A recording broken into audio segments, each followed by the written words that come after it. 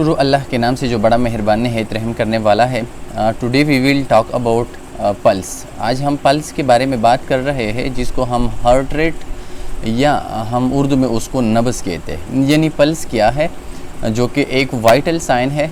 Mostly हम hospital side पे, clinical setting पे मुख्तलिफ़ किस्म की पेशेंट की जो है हम पल्स मेजर करते हैं। और पल्स जो है ये मुख्तलिफ़ किस्म की प्रॉब्लम्स को इंडिकेट करता है, मुख्तलिफ़ किस्म की प्रॉब्लम्स को डायग्नोस करता है। तो पल्स सिंपली हम जो है मेजर कर लेते हैं, रेडियल पल्स हो या जो भी टेम्पोरल पल्स हो। लेकिन पल्स के पीछे लॉजिक्स क्या है, वो कौन से रीज़न्स है, वो कौन सी डिज़ीज़ है जिसकी वजह से पल्स इंक्रीज़ होता है, और वो कौन सी डिज़ीज़ है जिसकी वजह से पल्स डिक्रीज़ होता है, इन सब के बारे में जो है वो हम बात कर रहे हैं। और इसके अलावा वो एरियाज़ जहाँ से हम पल्स को मेजर कर सकते हैं। तो ऑस्की की जितनी भी एग्ज़ाम है, ऑस्की के एग्ज़ाम में मेजॉरिटी स्किल्स के बारे में, यानी जितने भी वाइटल साइंस है उसके बारे में जो है वो पूछा जा सकता है। तो इसलिए हम पल्स को जो है वो कवर कर सकते हैं, ताकि ऐसा ना हो कि कोई स्टूडेंट जो है वो इसमें कंफ्यूज हो जाए। तो इंशाल्लाह हम उम्मीद करते हैं कि at the end of this lecture student जो है वो एबल होंगे, पल्स की जितनी भी कंप्लीट आइडियाज़ है वो उसके माइंड्स में हो। डिफिनीशंस, यानी पल्स क्या है या हार्ट रेट्स क्या है। तो डिफिनीशंस क्या है, अ pulse is the heart rate, यानी पल्स को हम हार्ट रेट भी कह सकते हैं। यानी एक मिनट में हार्ट जो है कितनी दफ़ा धड़कता है, कितनी दफ़ा कंट्रैक्शंस एंड रिलैक्सेशन करता है, तो उसको हम कहते हैं पल्स। यानी हार्ट रेट, यानी हार्ट की जो रफ्तार है, पंपिंग की जो रफ्तार है, उसको हम कहते हैं हार्ट रेट, और हार्ट रेट को हम कहते हैं pulse. A pulse is pressure of blood pushing against wall of artery as heart beats and rest।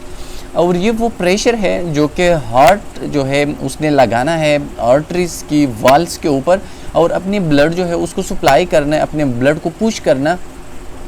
तो मतलब ये है कि वो प्रेशर जो हार्ट लगाता है, जो हार्ट जो है वो अंडर प्रेशर कर देता है, वो पावर जो कि हार्ट यूज़ कर लेती है during the pumping of blood, उसको हम कहते हैं पल्स, या उसको हम कहते हैं heart rate. Pulse easier to locate in arteries close to skin that can be press against bone. और पल्स जो है मोस्टली हम आर्टरीज़ के थ्रू, और वो आर्टरीज़ जो कि बहुत ज़्यादा सुपरफिशियल्स होती है, वहाँ से हम उसको मेजर कर सकते हैं। यानी जिस तरह आपको मालूम है कि वेंस जो है वो बहुत ज़्यादा जो है वो ह्यूमन बॉडी की सरफेस के करीब होती है, और आर्टरीज जो है वो बहुत ज़्यादा डीप होती है इनसाइड द मसल्स। तो वो आर्टरीज जो कि as compare to those artery who are very deep, जो सुपरफिशियल आर्टरीज होती है जो कि स्किन की सरफेस या मसल्स के ऊपर पाई जाती है, तो वहाँ से हम उसको ईज़िली जो है वो पल्पेट कर सकते हैं। अगर उस आर्टरीज़ को हम नीचे जो भी बोन्स पाया जाता है या जो भी लिगामेंट मसल्स है, अगर हम उसके ऊपर उसको प्रेस करें, तो उसकी वजह से हम ईज़िली जो है उस पल्स को डिटेक्ट कर सकते हैं। यानी पल्स को डिटेक्ट करने के लिए आपने अपने फिंगर टिप्स को जो है उसके ऊपर प्रेस करना है, उसके ऊपर लगाना है, और पल्स या वो आर्टरीज जिसके हम पल्स जो है वो जिसके थ्रू हम पल्स मेजर कर सकते हैं, तो वो आपने प्रेस करना है उसके बिहाइंड जो भी बोन्स पाया जाता है या जो भी लिगामेंट या जो भी बॉडी पार्ट्स है उसके अगेंस्ट आपने जो है वो प्रेस करना है। या उसकी दूसरी डिफिनीशंस क्या है, the number of time your heart beats in 1 minutes. ये उसकी डिफिनीशंस है पल्स की, कि एक मिनट में हार्ट जो है वो कितनी दफ़ा धड़कता है, कितनी दफ़ा वो कंट्रैक्शंस एंड रिलैक्सेशन करता है, कितनी दफ़ा वो पुशिंग करता है, ब्लड को पुश करता है, तो उसको हम कहते हैं heart rate. The device upon which we may measure pulse is called pulse oximeter और इलेक्ट्रॉनिक पल्स मीटर। अब देखिए वो इलेक्ट्रॉनिक डिवाइस जिसके थ्रू हम पल्स जो है वो मेजर कर सकते हैं, तो देखिए एक तो हम मैनुअल तरीके से, यानी फिंगर जो टिप्स होती है तो उसके थ्रू हम पल्स जो है वो मेजर कर सकते हैं फिंगर टिप्स के थ्रू।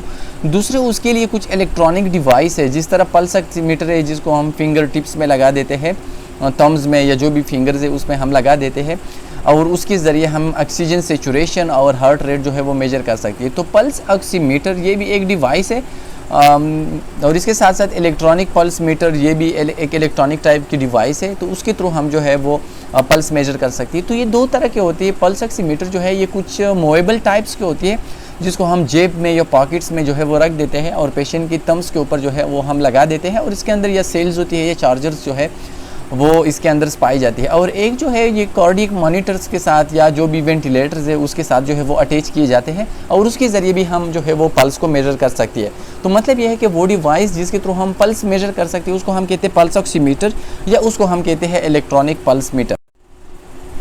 नॉर्मल पल्स, अब देखिए नॉर्मल यानी जितनी भी वाइटल साइंस है, जिस तरह ब्लड प्रेशर है, हार्ट रेट है और इसके साथ साथ रिस्पायरेशन रेट है, टेम्परेचर है, तो हर एक वाइटल साइंस की कुछ नॉर्मल रेंज होती है और उस नॉर्मल रेंज के साथ हम पेशेंट की वैल्यूज़ को कंपेयर करते हैं और हम देखते हैं कि पेशेंट की वैल्यूज़ उस स्टैंडर्ड वैल्यूज़ से ज़्यादा है या कम है और इसके बेस पे हम ये कंसिडर कर लेते हैं कि पल्स ज़्यादा है या कम है। जिस तरह हम ब्लड प्रेशर जो है उसके थ्रू यानी हाइपरटेंशन और हाइपोटेंशन जो है वो हम कंबाइन कर लेती है और इसकी हम जो है वो वैल्यूज़ मेजर कर लेती है विद द स्टैंडर्ड जो कि 120/80 mm Hg है, तो उसके साथ हम उसको कंपेयर करते हैं और उसके बेस पे हम ये कह सकते हैं कि ये हाइपरटेंशन है या हाइपोटेंशन है। इस तरह सेम अगर हम पल्स की बात कर रहे हैं तो नॉर्मल एडल्ट पल्स जो है ये 60 से लेके 100 बीट्स पर मिनट, ये इसकी वैल्यूज़ है, यानी पल्स की ये यूनिट्स है बीट्स पर मिनट्स।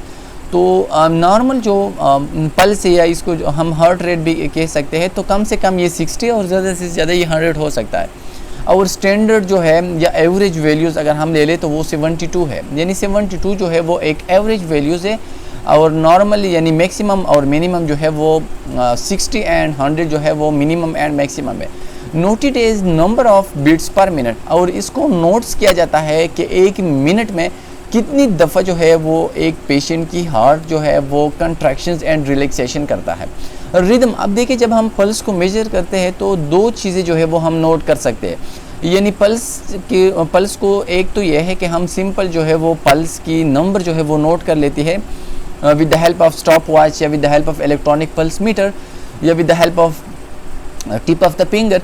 तो एक तो हम उसकी रेट जो है वो मेजर करते हैं, दूसरी हम उसकी रिदम जो है कि रेगुलर और इरेगुलर। तो मतलब यह है कि कुछ पेशेंट की पल्स जो है वो कभी इंक्रीज़ होता है कभी डिक्रीज़ होता है, तो रिदम जो है वो हम ये भी चेक करते हैं कि पेशेंट की जो पल्स है वो कंटिन्यूसली है या उसमें कुछ एब्रॉप्शंस जो है वो भी आ जाती है, यानी कभी इंक्रीज़ होते हैं तो कभी डिक्रीज़ होते हैं। और ये भी मुख्तलिफ़ किस्म की कार्डियक जो है वो प्रॉब्लम्स जो है वो इंडिकेट करता है, मुख्तलिफ़ किस्म की डिजीज़ स्टेटस को इंडिकेट करता है, जिसमें जो रिदम होता है, नॉर्मल जो पल्स रेट होता है, जो पल्स की कंटिन्यूएशंस होती है, तो उसमें चेंजेस या इंक्रीज़ या डिक्रीज़ जो है वो आ सकता है। दूसरी वॉल्यूम, तो वॉल्यूम जो है उसकी वजह से हमें ब्लड की जो वॉल्यूम्स है उसके बारे में भी जो है वो पता चल सकता है कि वॉल्यूम जो है पल्स की वो स्ट्रॉन्ग है, यानी अगर बहुत ज़्यादा हाइपरवोलेमिया है तो पल्स जो है वो बहुत ज़्यादा जो है वो स्ट्रॉन्ग होगी, या अगर कार्डियक एक्टिविटी बहुत ज़्यादा फास्ट है तो उसकी वजह से भी जो पल्स है वो बहुत ज़्यादा स्ट्रॉन्ग होगी। इस तरह वीक है, 3D है, बाउंडिंग है।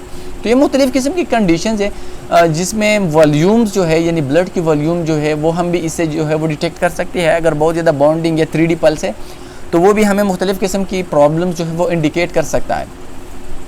तो इसी तरह एज के साथ भी पल्स जो है वो इंक्रीज़ और डिक्रीज़ हो सकता है। जिस तरह हम बात कर रहे हैं कि with the passage of time and with the passage of age जो है वो ब्लड प्रेशर इंक्रीज़ होता है, लेकिन पल्स जो है वो डिक्रीज़ होता है। तो मतलब ये है कि जितने भी छोटे बच्चे होते हैं, जितने भी इन्फेंट्स होते हैं, न्यू नेट्स होती है, उसकी जो पल्स होती है as compare to the elder, as compare to the adulthood, वो बहुत ज़्यादा जो है वो हाई होता है। तो 0 से लेके 1 मंथ तक, जिसको हम इन्फेंट कहते हैं, उसकी जो पल्स होती है वो 70 से लेके 90 बीट्स पर मिनट्स होती है। इस तरह 1 से लेके 11 मंथ तक 80 to 160 beats per minute, 1 to 2 years जो है वो 80 to 130 बीट्स पर मिनट्स, और इस तरह 3 to 4 ईयर्स 80 to 120 बीट्स पर मिनट्स होती है। तो मतलब ये है कि ये भी आपको पता होना चाहिए। इस तरह नहीं है कि अगर एक पेशेंट की जो है वो 100 बीट्स पर मिनट पल्स है या अगर उसकी 160 बीट पर मिनट्स जो है वो उसकी पल्स है और आप उसको बता दें कि उसकी पल्स जो है वो बहुत ज़्यादा स्ट्रॉन्ग है या उसकी बाउंडिंग पल्स है, तो आपने कंफर्म करना है कि उसकी एज कितना है, और एज के बाद आपने उसको बताना है कि उसका पल्स जो है वो स्ट्रॉन्ग है, वीक है, 3D है या रेगुलर है या इरेगुलर है। तो मतलब ये कि एज के साथ आप लोगों ने पल्स को जो है वो कंफर्म करना है, पल्स को कंपेयर करना है। तो मतलब ये कि एज के साथ डिविएशंस आ जाती है, एज के साथ जो है वो चेंजेस आ जाती है इन द पल्स।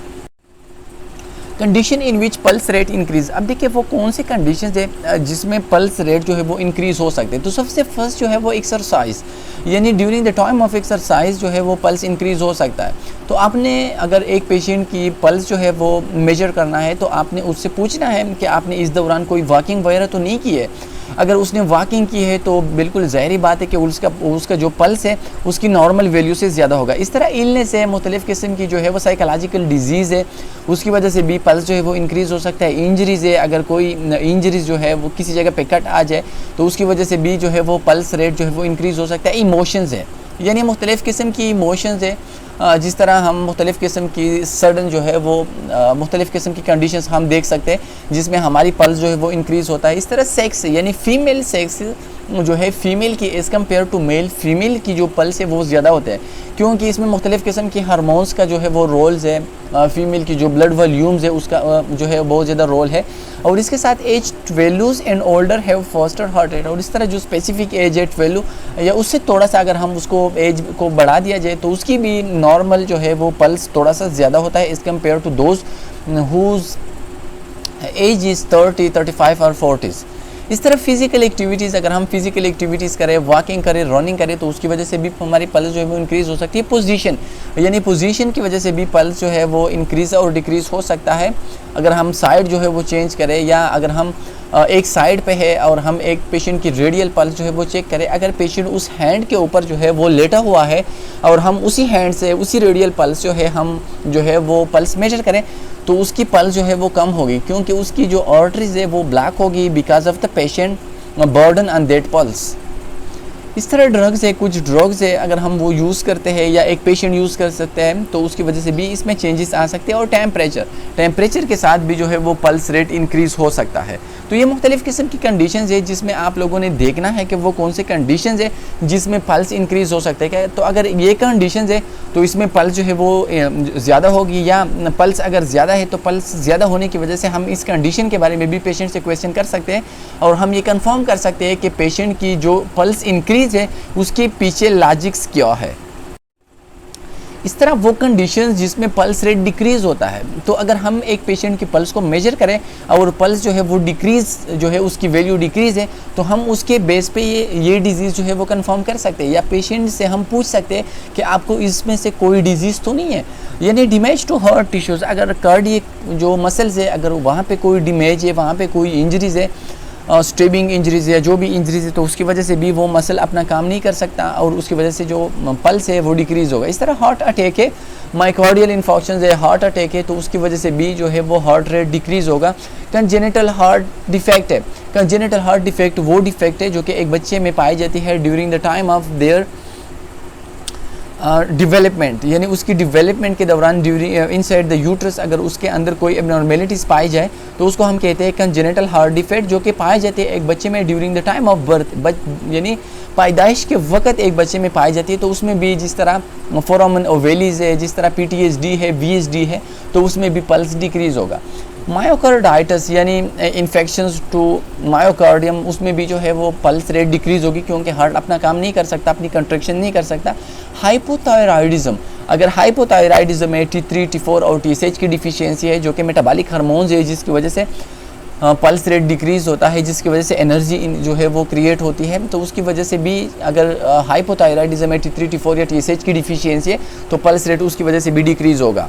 इस तरह रोमेटिक फेवर यानी रोमेटिक अर्थराइटिस, रोमेटाइड अर्थराइटिस, उसकी वजह से भी पल्स रेट जो है वो डिक्रीज़ होगा। Drug like sedative, opioids and BP drugs, तो मुख्तलिफ़ किस्म की ड्रग्स अगर एक पेशेंट BP ड्रग यूज़ करे, लेबिटालाल जो है, आइसोकिट्स या different type of BP drug अगर वो इस्तेमाल करें तो उसकी वजह से भी इस तरह ओपियोइड्स है, सेडेटिव्स है जिसको हम देते हैं पेशेंट को सेडेट करने के लिए ड्यूरिंग एनेस्थीसिया, तो उसकी वजह से भी पल्स रेट जो है वो डिक्रीज़ हो सकता है। इस तरह कुछ नॉर्मल कंडीशंस है, पल्स की कुछ नॉर्मल कंडीशन है, जिस तरह मुख्तलिफ़ किस्म के हम हाइपरटेंशन, हाइपोटेंशन के बारे में बात कर रहे हैं, तो उस तरह पल्स में भी यानी पल्स रेट अगर डिक्रीज़ है या पल्स की जो रिदम है अगर वहाँ पे कोई चेंजेस है तो उसकी वजह से भी कोई एबनॉर्मेलिटीज़ जो है वो हो सकती है। तो फर्स्ट जो है उसको हम कहते हैं ब्रेडिकार्डिया। अगर पल्स रेट जो है वो नॉर्मल से डिक्रीज़ है तो उसको हम कहते हैं ब्रेडिकार्डिया, यानी condition in which the heart rate becomes too much slow, यानी लेस देन 60 बीट्स पर मिनट्स। तो अगर पल्स जो है वो बहुत ज़्यादा कम है तो उसको हम कहते हैं ब्रेडिकार्डिया। दूसरा है tachycardia, the condition in which heart rate become too high, more than 100 beats per minute. अगर हार्ट रेट बहुत ज़्यादा फास्ट हो जाए तो उसको हम कहते हैं टैकीकार्डिया। इस तरह fibrillation, the heart upper chamber beats irregular as compare to lower chamber. तो देखिए हार्ट के दो चेम्बर्स होते हैं, दो अपर चेम्बर और दो लोअर चेम्बर, यानी कम्प्लीटली जो है वो 4 चेम्बर्स होते हैं हार्ट्स में। तो ये 4 चेंबर्स यानी ऑरिकल्स और वेंट्रिकल, अपर को हम कहते हैं ऑरिकल्स और नीचे को हम कहते हैं वेंट्रिकल। तो ये ऑरिकल और वेंट्रिकल एक स्पेसिफिक जो है वो एक रिदम के साथ इसकी कंट्रैक्शंस होती है, यानी फर्स्ट अगर ऑरिकल कंट्रैक्शंस करें तो वेंट्रिकल रिलैक्स होंगे, इस तरह जब वेंट्रिकल रिलैक्स होंगे तो वेंट्रिकल कंट्रैक्शंस करें तो ऑरिकल रिलैक्स होंगे। तो ये एक स्पेसिफिक जो है एक वे के साथ जो है एक रिदम के साथ इसकी जो है वो कंट्रैक्शंस एंड रिलैक्सेशंस होती है। तो अगर ये कंट्रैक्शंस एंड रिलैक्सेशन लॉस हो जाए तो उसको हम कहते हैं फिब्रिलेशन, यानी अपर चेंबर और लोअर चेंबर के दरमियान कोई जो है वो कम्युनिकेशंस नहीं होती, कोई रिदम्स नहीं होती, जिसकी वजह से बीट्स जो है या हार्ट रेट जो है वो इरेगुलर जो है वो बन जाता है, तो उसको हम कहते हैं फिब्रिलेशन। इरिथमिया का मतलब क्या है? In irregular heart beat means the heart has not usual rhythm. अगर रिदम्स नहीं है, कभी इंक्रीज होता है कभी डिक्रीज होता है, तो उसको हम कहते हैं एरिथमिया। यानी ए का मतलब ये है एब्सेंस ऑफ रिदम, यानी रिदम जिसकी हम बात करते हैं कि जब ऑरिकल कंट्रैक्शंस करते हैं तो वेंट्रिकल की रिलैक्सेशंस होती है, तो मतलब ये कि ये एक स्पेसिफिक पैटर्न के थ्रू रिलैक्सेशन एंड कंट्रैक्शंस होती है जिसको हम कहते हैं रिदम्स। तो अगर ये रिदम लॉस हो जाए वेंट्रिकल के रिलैक्सेशन के दौरान, ऑरिकल भी रिलैक्स हो जाए या वेंट्रिकल की कंट्रैक्शन के दौरान जो है वो ऑरिकल भी कंट्रैक्शंस करे, तो उसको हम कहते हैं arrhythmia. Site of pulse palpation, अब देखिए ह्यूमन बॉडी में वो कौन से साइट से जहाँ से हम पल्स को मेजर कर सकते हैं। तो पल्स को हम मेजर कर लेती है अबव द आर्टरीज, आर्टरीज के ऊपर हम पल्स को मेजर करते हैं। तो वो कौन से साइड्स है? तो सबसे फर्स्ट जो साइड है वो है temporal, it is failed in the head. Temporal जो है वो हेड की जो साइड्स है जहाँ पे टेम्पोरल आर्टरीज पाई जाती है, तो उससे हम इसको जो है वो मेजर कर सकते हैं। लेकिन इसके लिए आपने ये याद रखना है कि दोनों साइड की जो टेम्पोरल आर्टरीज है लेफ्ट एंड राइट, दोनों को आपने एक जो है टाइम पे प्रेस नहीं करना है। दूसरे carotid, it is failed in the neck, जो नेक्स्ट में कैरोटिड आर्टरीज है वहाँ से हम इसको फेल्ड जो है वो हम उसको मेजर कर सकते हैं, लेकिन दोनों को आपने एक साथ जो है वो नहीं प्रेस करना।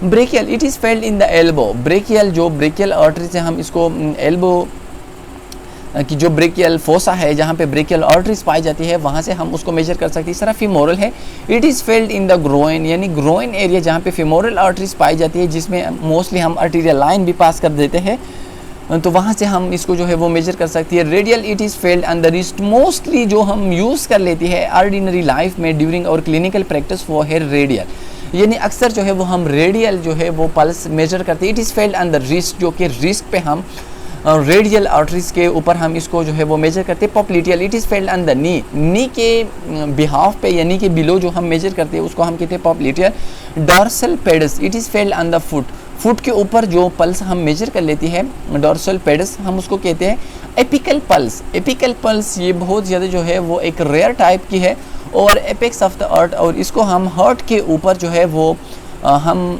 मेजर कर लेती है taken with stethoscope left side of the chest, और ये left side of the chest पे हम उसको मेजर कर लेती है with the help of stethoscope, यानी इसके लिए हमें स्टेथोस्कोप की ज़रूरत होती है, ऑर्डिनरी यानी फिंगर टिप से हम उसको मेजर नहीं कर सकते। तो ये मुख्तलिफ़ किस्म की साइट्स है जहाँ पे हम पल्स को जो है वो हम मेजर कर सकते हैं, पल्स को हम जो है वो डिटेक्ट कर सकते हैं। तो इट्स ऑल अबाउट पल्स। उम्मीद है कि इंशाल्लाह आपको कोई कन्फ्यूजन नहीं होगी। पल्स जो है उसकी नॉर्मल वैल्यूज़ एज के साथ उसकी जो डिविएशंस है और इसके साथ साथ जो नॉर्मल एबनॉर्मल वैल्यूज़ है, मुख्तलिफ़ किस्म की जो कंडीशन है जो कि पल्स की वजह से एराइज होती है, जिस तरह टेकिकार्डिया, ब्रेडिकार्डिया, एरिथमिया एंड फिब्रिलेशंस है, और इसके साथ मुख्तलिफ़ किस्म की जो डिजीज़ कंडीशन है जिसमें पल्स डिक्रीज़ इंक्रीज़ होता है। तो I hope that you will have no problems. Best of luck. Thank you.